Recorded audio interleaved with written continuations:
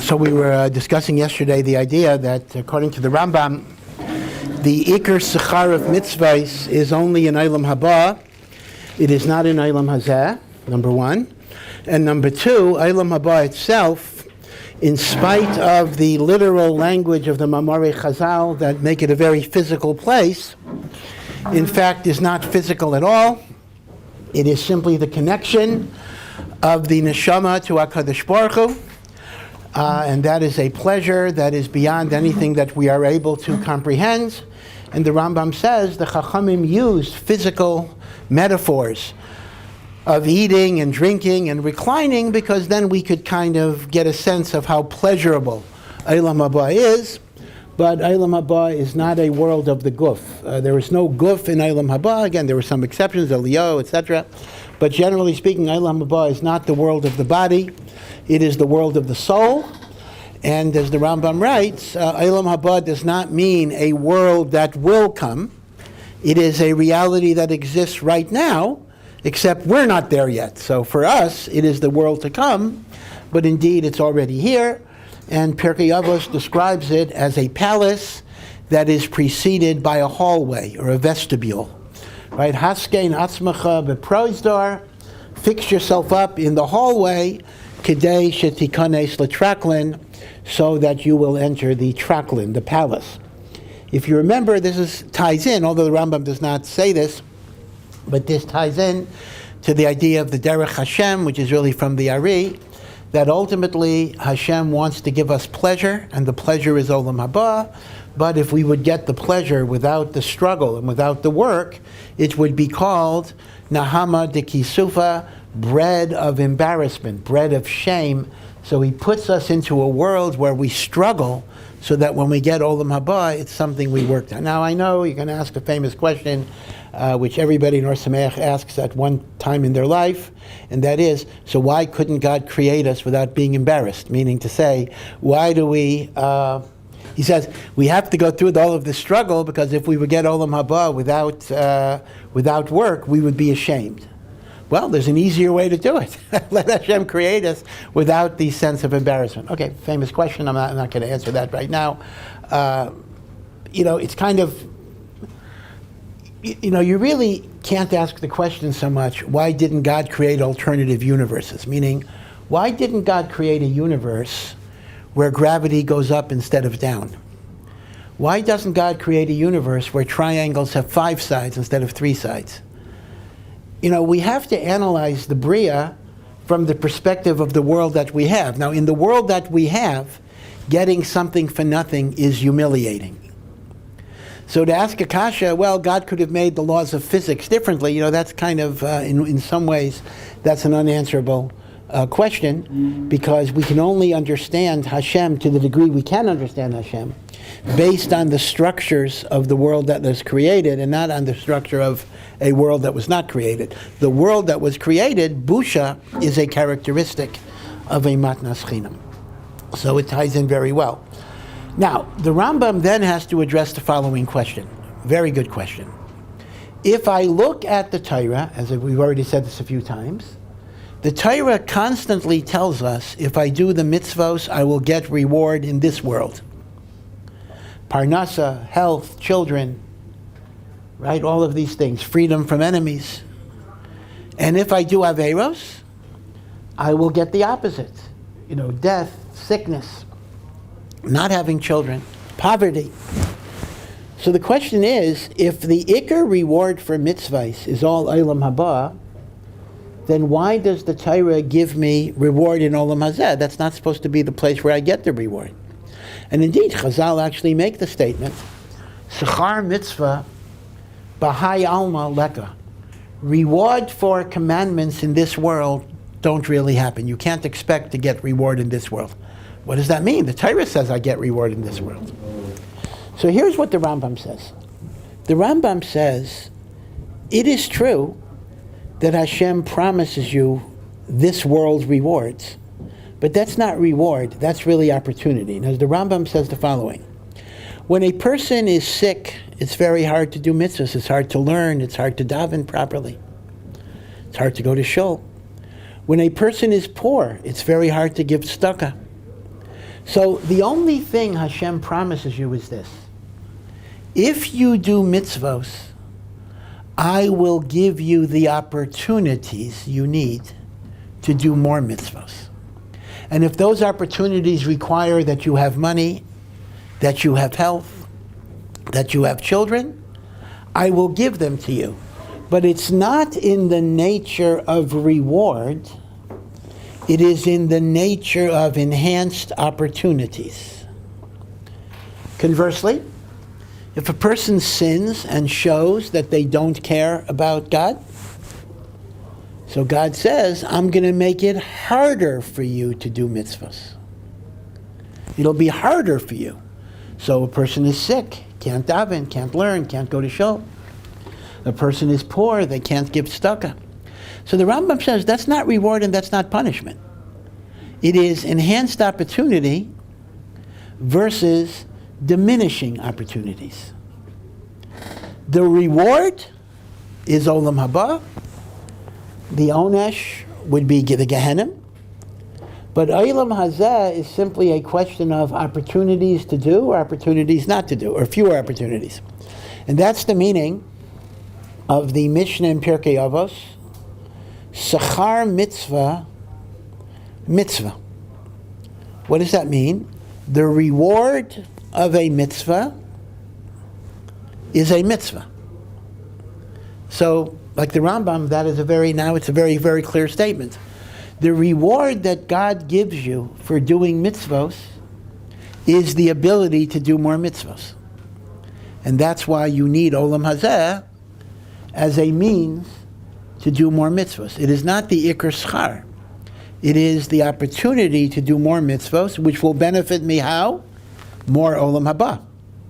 In other words, ultimately, the schar is Olam Haba, but Hashem, by giving you more opportunities, is giving you a bigger chance to be zocheh to a greater level of Olam Haba. Now, this may explain another question that people ask, a very good question, and that is, whatever the reason, if the Torah says if you do mitzvahs you'll get A, B, C, and if you don't do mitzvahs you'll get punished X, Y, Z, L'maisa, we don't see that. We see many, many great tzaddikim remain poor, they could be sick. I mean, it doesn't work. So the answer is like this, though. Think about it. If the tachlis of Olam Hazeh reward is not reward, but it's opportunity. Let's imagine that you're such a righteous person that you will serve Hashem, even in sickness, even in poverty, even in deprivation. It might actually be to your benefit not to have the brachos of Olam Hazeh, because that way the mitzvah that you're doing out of difficulty is a greater mitzvah than the mitzvah you do out of ease. Meaning, a regular person who, if they're betzaros, may slack off. So Hashem says, I'll give you brachos in Olam Hazeh, so you'll do more mitzvahs. But if you're a tzaddik who's not going to slack off, then it is actually spiritually better for you not to get the brachos of Olam Hazeh, because then you can fulfill the Torah, l'fum tzara agra, according to the suffering, is the reward. So the Rambam is actually explaining this, because if we were to say that Olam Hazeh is the reward for your mitzvahs, then it wouldn't be fair not to give a tzaddik his reward. Then you'd have a kasha. How come a tzaddik is not getting this reward? But if you understand that Olam Hazeh is not reward, it is opportunity, then fakert, for certain righteous people, the opportunity is actually greater without the physical rewards, because they do mitzvahs mitoch tsar that is much more valuable than the mitzvah that you do mitoch something that's easy. But for people who wouldn't do the mitzvahs mitoch tsar, Hashem will say, you've been righteous, I'll give you more opportunities by making life a little easier for you. Yeah.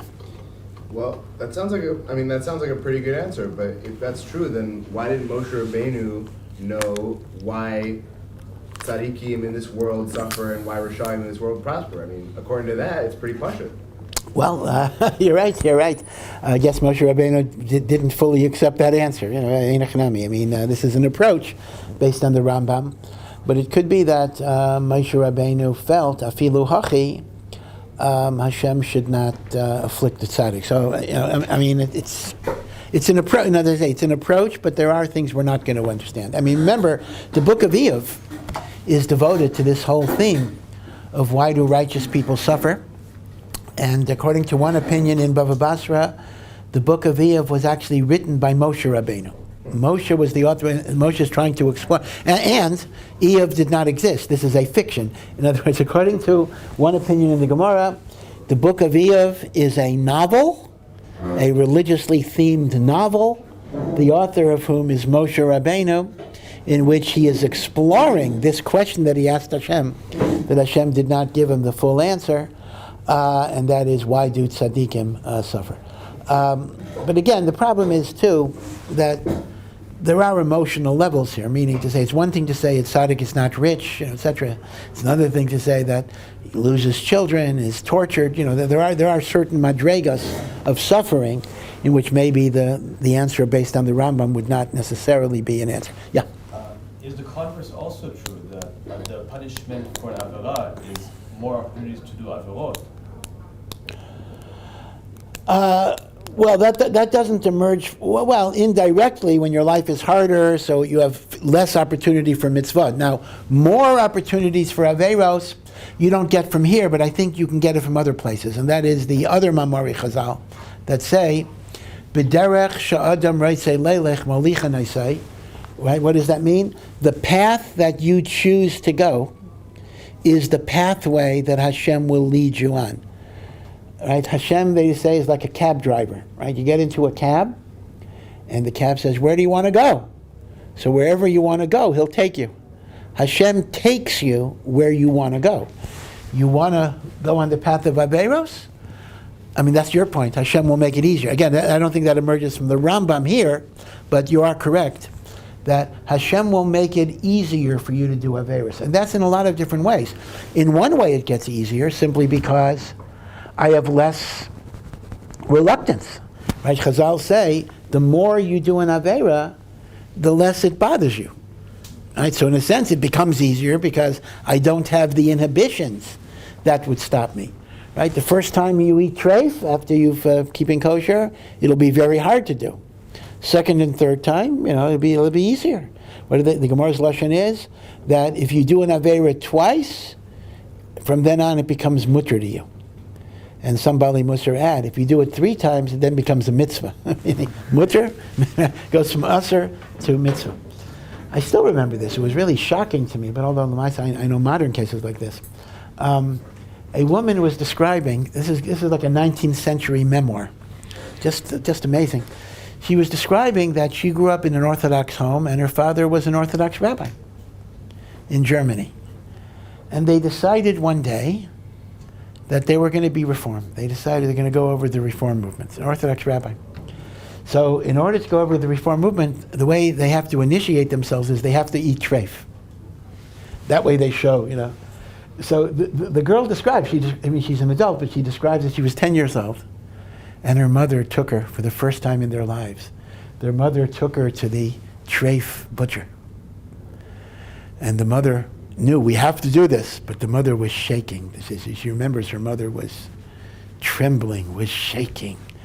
And she went over to the butcher, and she ordered like pork, and her voice was quaking and shaking and tremulous. And then she took the pork, and her hands are, trembling, and they put it in their mouths. But the daughter said it took a few days, but after that, everything was fine. You just have to get over the hump, so to speak.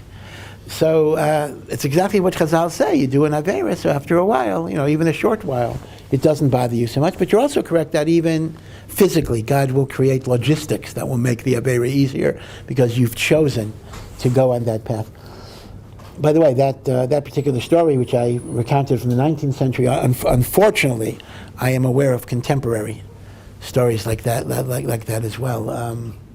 There's really a poison, and again, it's hard to understand this. and maybe I shouldn't talk to you about it, but I'll mention it because it's something that bothers me very, very deeply.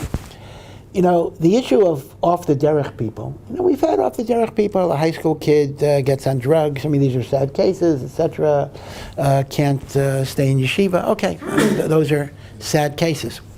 But what I have seen the past few years is a very different off the derech phenomenon. People in kollel, people with children, people who have been from all of their lives, they're not even chosrei b'tshuva coming from a non-religious place, and they decide at 35 or 40 that they just don't want to believe anymore. And I've encountered more than one in which they already have children with yarmulkes and tzitzis out, and they have to sit down with their children and say, you know, we don't keep Shabbos anymore. We don't keep kosher anymore. I mean, imagine just, I mean, putting aside the halachas and the frumkeit, I mean, imagine what that's doing to a child, that the whole world gets shaken.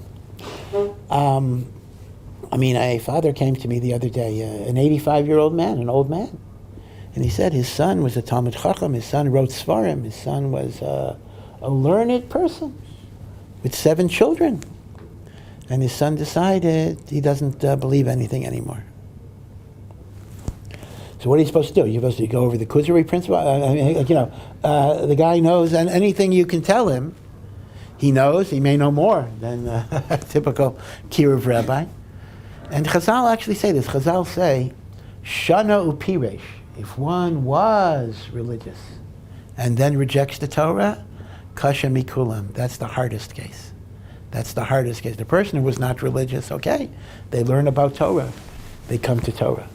But the person who learns and then rejects. So I don't really have a finger on, I mean, maybe I'm wrong, but I don't remember hearing about, I mean, there always were such cases. I mean, this was Elisha ben Avuya. This is Acher in the Gemara. So there always were such cases. But I don't think there were so many. I think the typical off the derech was just a guy that, had taivas or whatever it would be. He actually believed in Hashem, but he, stopped keeping things because it was hard. Okay, that's a serious problem. But this notion of mamish rejecting, I'm seeing it more and more. And the only thing I can think of is that Chazal say, "Bi'ikvasa de Mashiach," as we approach Mashiach, there will be a great, great increase in minus. Minus is heresy, heretical ideas. Maybe that's why we're seeing in the secular world the growth of activist atheism, right? You have Richard Dawkins and all of those, Sam Harris, all of these guys who are not, used to be, you wanted to be an atheist, so you were an atheist, just be an atheist, no one's bothering you. Now there's a concept of atheist kiruv, outreach. I have to be makarev you to atheism and kfira. The mamish is such a thing. That's really very unusual. Even Elisha ben Avuya, and I always look at this as a great, great merit on his part. Elisha ben Avuya was a heretic. He was a great Talmid Chacham who became an apikoros. Rebbe Meir continued to learn from Elisha ben Avuya because he said he's like a pomegranate. I throw away the inedible peel and I eat the seeds. Okay, very good. So it mentions Elisha ben Avuya was riding a horse on Yom Kippur that fell out on Shabbos, eating a treif sandwich. Okay, all of the Averis. It's treif and it's Yom Kippur and he's riding a horse and wearing shatnez. He's doing everything. And Rabbi Meir is running after him, asking him shailas. And at some point, Elisha ben Avuya tells him, you can't go any further. Because there's a techum, just like Shabbos and Yom Kippur, you can only go 2,000 amos from the city. Elisha ben Avuya tells Rabbi Meir, this is your limit, you can't go any further. Now, to me, this is a very remarkable thing. Elisha ben Avuya is an apikoros. He's doing all of these averos. And yet, he didn't want to be machshel Rabbi Meir. The opposite of the idea that I want you to follow my ways. So I think, Lanias Daiti, that's a great, great zechus for Elisha ben Avuya. That as low as he was, he didn't want to be machdi other people. And that's not the way of atheism today. The way of atheism today is, I got to be makarev you. Right? Just like some people are makarev Jews to Torah, Baruch Hashem. Other people want to be makarev Jews and non-Jews to kfira and atheism. And that's worse than Elisha. Elisha ben Avoya didn't go that low, and the like. So I'm just trying to think that maybe all of that is nichlal in Chazal's statement that ikvisa de Mashiach, kefira is going to get bigger and bigger and bigger and bigger and bigger. I honestly don't remember why I even got onto this. Anyone remember? Okay, yeah. Just on this, quickly on this topic. So, what was I going to say? Yeah. Were there any specific common denominators that we saw with these people who were older that had this midlife crisis and we could ensure? Yeah, midlife crisis is one way to describe it, Tanka. Yeah. And that we could things that we could do to ensure that. All right. So here's one thing. Here is one thing. But I'm not sure if it's a common denominator. For example, I don't think it fits the very last case I'm talking about. But one thing that I see a lot is that usually these were intellectually curious kids who would ask questions in a yeshiva setting about how do you know. I mean, in a way, Ohr Somayach is better off because we discuss these questions. But in a standard yeshiva setting, not that you're non-standard, but in a standard yeshiva setting, certain questions are not discussed. Or you're not going to sit in Mir, and the Rebbe is discussing Machlokes Rashi and Tosfos, and you're going to, well, how do I know, the oral law was given to Moshe B'Sinai? They'll kind of, kick you out. So what happened was that a number of these kids, they would ask questions as in high school or whatever, and they would be told, you're a shegetz, don't ask these questions. And after a while, they build up a lot of resentments, and they feel that, you're not answering my questions because you have no answers. And that kind of drives them away. So it is true that you have to try to be responsive. When people have shilas, you have to be able to try to address them. It's interesting, because this man, every time we grow like sperm and everything, he obviously had a love for it. He obviously had the new case about I don't know what's going on. He says, his father tells me that his son says, I started reading philosophical books and they convinced me about that, which is again the famous danger of philosophy. So in a sense, as I say, I'm not saying we have absolute insurance policy against this, but one of the strengths of Ohr Somayach is that indeed, these are questions people can bring, people can discuss, etc. So in a sense, that's going to help you because if you have questions that nobody will ever address, and you'll even be denigrated because you raise those questions, so at some point you may leave. God forbid, a person may leave. But again, this particular case of, I'm really helpless. Somebody is a 45-year-old person who's a dayan, and finished Shas, and so what am I going to tell him? What do you say to such a person? So kasha shanu pirish kasha mikulan. That's what Chazal said. Yeah. Would you say maybe it's going both ways? It's just that maybe it's possibly because we live in the information age, and a lot of people. There's a lot of exchange of information, and maybe there's more people also being Makariv as well. And because I know a lot of us in our journeys, we got to where we are watching things on YouTube or reading something before you come to yeshiva. Maybe it's just the roads are going both ways. It is a good point. Yeah, there's a verse in Koheles. Shlomo HaMelech says, Zeh li'umas zeh. God is always creating a balance. When Kedusha gets stronger, the Tuma has to be stronger because that enables free will. If Kedusha gets too powerful, there's no choice anymore to be made. And vice versa, of course. If Tuma gets too powerful, the choice of good becomes too hard. So there has to be a constant push and pull, a tension, a balance. As things get better, things have to get worse at the same time. So maybe you're making a good point. As the koach of Torah spreads and gets stronger, so the Yetzer Hara gets emboldened and empowered to spread the koach of Tuma. So that is a good point. Yeah. Correct me if I'm wrong, but Rebbe taught in the past that it's never like an intellectual endeavor to makarv somebody. It's always like things like the Shabbos chicken soup that has a bigger effect. So wouldn't it be like more of a therapy subject? I think that's very true as well. Now again, I will tell you this: the people who go off the derech, they absolutely resent that because you kind of say, well, something wrong with you emotionally, and the intellectual things are only a pretense for the emotional conflicts. They resent it because they feel that you're denigrating. But as a matter of fact, in many cases, it is correct. I mean, even the example I gave you of the kid whose questions were not answered, well, that's not just an intellectual deficit. That's also feeling you excluded me, you rejected me, you didn't legitimate me as a person, I'm going to show you. So I didn't mean to suggest it was simply he had questions that weren't answered, but it was the way that he was pushed away. You never know. When you denigrate somebody, you never know the consequences. Again, forgive me for digressing. Let me tell you a famous verse from Rav Chaim Shmulevitz. Rav Chaim Shmulevitz, who is the great Rosh Yeshiva of Mir, Mamish Agadol, Mamish, he had a shita of never expelling a bacher. Even if a bacher wasn't learning, a bacher was missing Seder, as long as the bacher was not actively trying to entice other people, he said, let him stay. Let him stay. Some people were saying, kick the guy out, let him stay.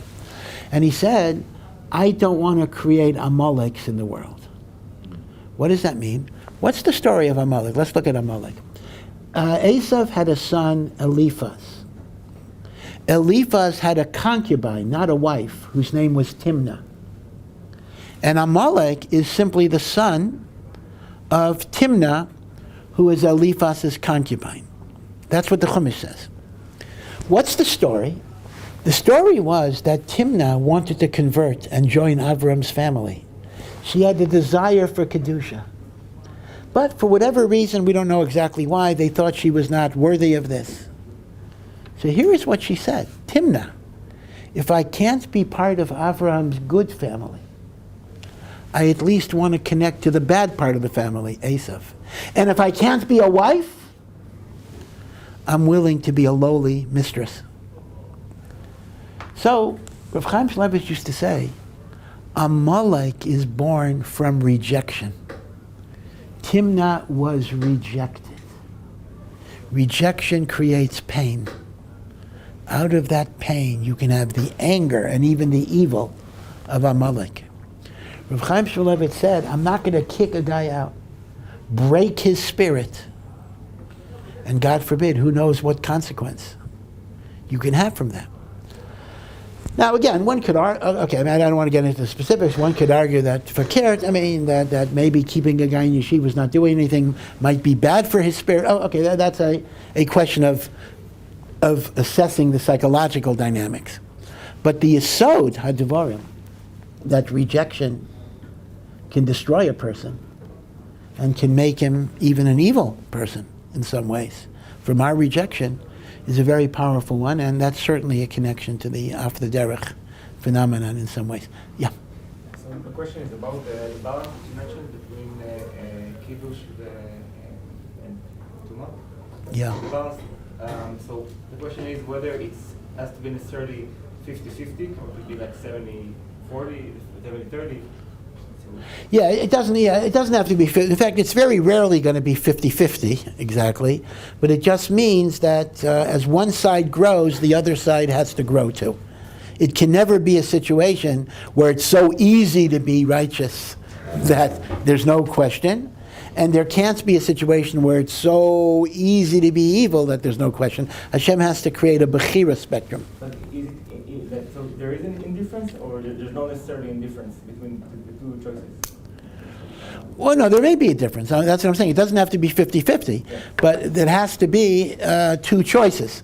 Meaning, if you weigh it totally on one side, then there's no choice to be made. So this is very, very disheartening, but as you say, maybe it's connected to the Kedusha in the world as well. There's no question, more people are learning. It's amazing. More people are learning in yeshivos today than really since the time of the Amoraim, maybe. The great yeshivas of Europe, if you take the great yeshivas, Mir, Slobodka, Europe, the great European yeshivas, maybe all of the yeshivas of Europe may have had 2,000 people. Maybe all of them. 3,000 people. Now you have Mir, one yeshiva in Yerushalayim, has 7,000 people, right? And look at all the Lakewood, look at all the world, right? So on one hand, the good news is more people are learning Torah than ever. The bad news is more people don't believe in Torah than ever.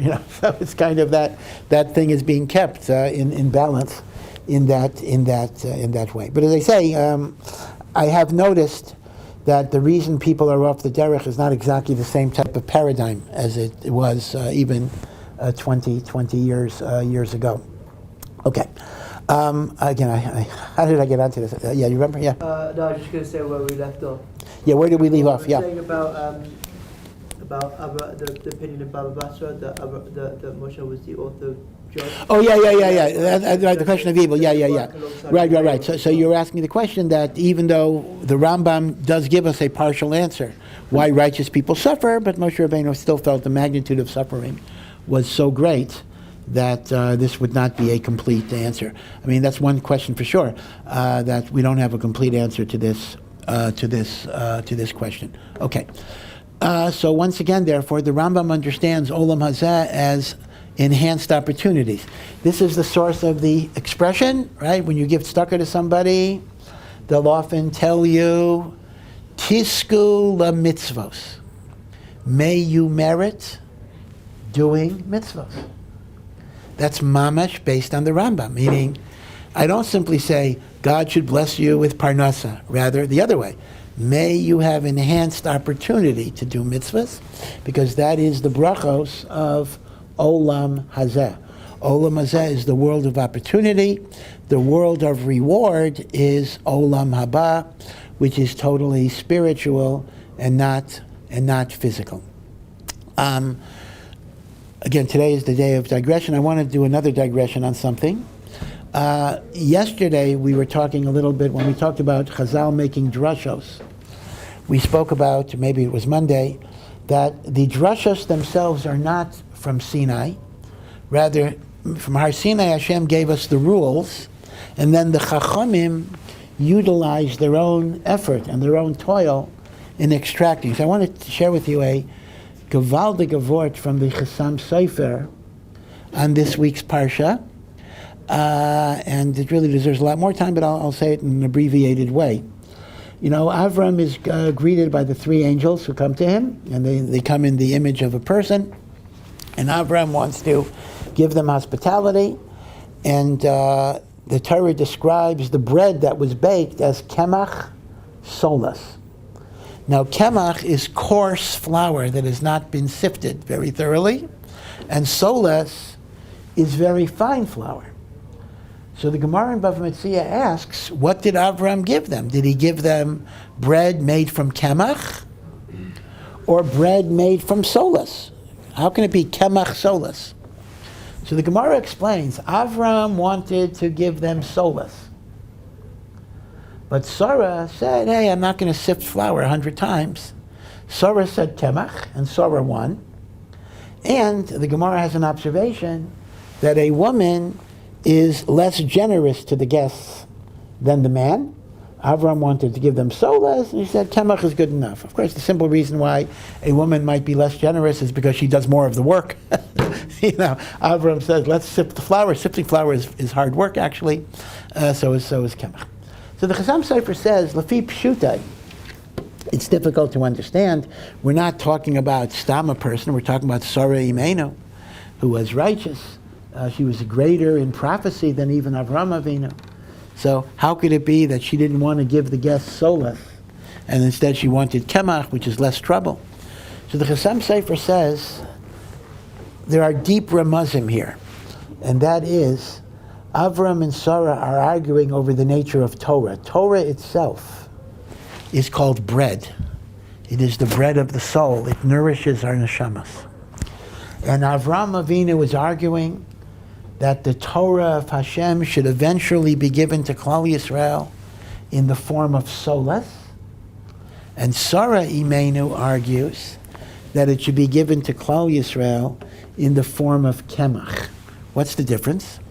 Solas is fine flour where everything has been sifted out. And that would refer to a Torah where Hashem gave you specific answers to every single question. Pre-digested information. That way, there would be no machlokas, there would be no uncertainty, there would be no confusion. I mean, consider when you learn a sugya of Gemara, what you're going through. The Gemara says, well, maybe the Mishnah means this. No, it can't mean that because of that. Maybe it means that. One opinion says this, one opinion says that. Then you have a lot of dead ends, right? A whole hanacha where you're learning it this way, but then you see that's not right, so you got to go backwards. It's confusing. It's ambiguous. It's filled with machlokas. Solas would be the Torah of definite answers. Avram Avinu is arguing that the bread that God should give us when He gives us the Torah should be the bread of a definite answer to every question. That means you wouldn't learn Gemara, you wouldn't do any of that. You'd have an answer to everything. There would be no machlokas. What's the status of electricity? God would give you the answer. Sarah Imenu argues that it's better for Hashem to give us Kemach. Now, Kemach is rough. You got to chew it. You got to masticate it, right? Because it's not so smooth, and there's impurities in there. Because Sarah Imenu says that Kemach gives you the gift of working in Torah, toil in Torah, struggling in Torah. And even though it looks like Sarah Sayin, that's the Lashon, it looks like Sarah is arguing that God should withhold something from the Jewish people. That's the notion. The woman wants to withhold something. In fact, it's a much greater gift because it makes us a partner with HaKadosh Baruch Hu in the application of Torah. So there is a drawback to Kemach. In Kemach, there will be ambiguity, there will be confusion, there will be false starts. But ultimately, the Kirvas Elokim comes from the struggle to understand Hashem's Torah. And therefore, he wants to learn b'derech drush that the machlokes Avram and Sarah is, should we seek from Hashem a Torah that gives us every answer? Or should we seek from Hashem a Torah where we have to struggle and we have to work, even though it creates confusion? And the Chassam Sofer says, this is a gewaldige new explanation of a famous Mishnah in Perek11. The Mishnah in Perek11 says, Im ein Kemach ein Torah. Now the simple meaning is, Kemach is like parnasa, food. If I don't have parnasa, how can I learn? He says no. Im ein Kemach. If you don't have the Kemach that you have to chew and grind up, your Torah will just be worthless because it'll be pre-digested sound bites that you get. And the opposite too. Im ein Torah ein Kemach. And if you find you don't know your Torah, it's because you didn't have Kemach. You tried to learn it by shortcuts through Solas, right? So the Torah doesn't stay with you. When it comes to Kemach, you're Yegiya b'Torah, right? That's how you get it. So therefore the machlokas Avram and Sarah is really a machlokas about the tzura that Hashem should give us the Torah, and Sarah Imenu is indeed greater, because that is what HaKadosh Baruch Hu did. He gave us a Torah that's based on Kemach, where we have to work, we have to chew it. It's not just pre-digested, very smooth flour. Yeah. So how do we understand it says Kemach Solas then? No, that's not a kasha on the Chassam Sofer, it's a kasha on the Gemara. Basically, the way the Gemara understands the pasuk, Avram says to the angels, or to the people, that we should have Kemach even though I wanted Solas. Kemach Solas. But I can give you another pshat too, that it could very well be that Kemach is the ideal, but not everybody is on the madrega to work through a sugya. So we need to have Solas as well. So for example, we have the Kitzur Shulchan Aruch, where we have books that give you bottom lines without detailed explanations. So we can call those the Solas books. So Solas may be a necessity sometimes, but Kemach has to be the main thing. So Kemach followed by Solas. By the way, I'm not addressing Art Scroll issues because even if you're using Art Scroll, I think Art Scroll can still be described as Kemach. It's Labdavka Solas because you're still going through the details of Shakla V'Tarya. So I'm not addressing Art Scroll, but I'm simply saying that to become close to Hashem, you have to work on your Torah. It can't just be predetermined final rules that you are given. Okay, someone have to say, yeah. I would have thought the opposite, that Sola should be like, the Shakavatariya, like you learning, and Kemach is like the, simple shot, so to speak. No, here, but the Chasam Sofer says the other way, because when I serve you solas, I'm serving you something that you can eat very easily. You don't have to work on. I give you kemach, you gotta chew it, masticate it, and the like. So kemach represents kind of the unfinished product that you have to finish. Solas, it's already finished, and you're just taking a finished product. And therefore, solas represents Torah without yegia and without effort. Kemach represents the effort that's involved in the Torah learning. And this actually, I think the Grad Mishle says, there's actually an expression in the Gemara which now makes such perfect sense, that sometimes when a Tana or an Amora gets, someone feels he got it wrong. So there's an expression, lo chash lekimche. He wasn't paying attention to his kemach. It's a phrase in the Gemara. And the expression is a little unclear. Like, what do you mean? He wasn't paying attention to his kemach. But like the Chasam Sofer, and I think the Gra Mami says this, it's gavaldik. He didn't work enough on his kemach. He didn't work enough to come to the right conclusion, and that's why he made a mistake. Lo chash lekimche. Okay, so be well, we'll see you.